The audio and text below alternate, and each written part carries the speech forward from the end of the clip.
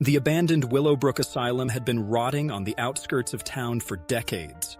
Locals whispered about the screams that still echoed from its crumbling walls, about patients who'd vanished overnight, and about the shadowy figure they called the Warden.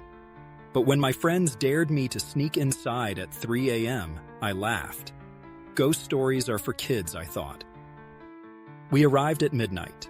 The iron gates hung crooked, squealing like a wounded animal as we pushed through.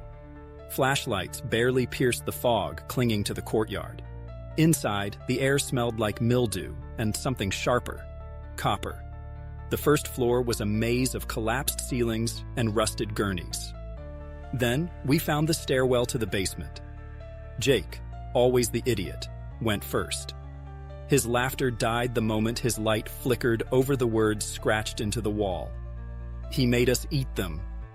The silence that followed was suffocating. That's when we heard it. A wet, rhythmic drip, drip, drip from somewhere deeper in the dark. The second floor was worse. Patient records littered the hall, photos of hollow-eyed men and women with black X's over their faces. In one room, a journal lay open on a bed, its pages filled with frantic scribbles. "The Warden is hungry. He's coming. He's..." The writing dissolved into bloodstains.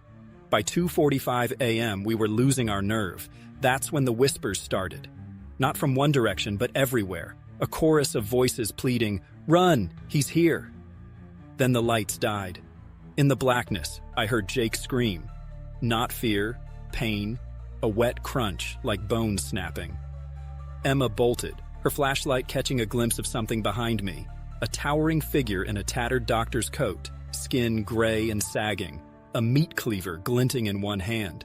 His jaw unhinged with a sickening pop as he lunged. I don't remember running, just the cold, the taste of blood in my mouth, and the sound of his laughter chasing me through the halls.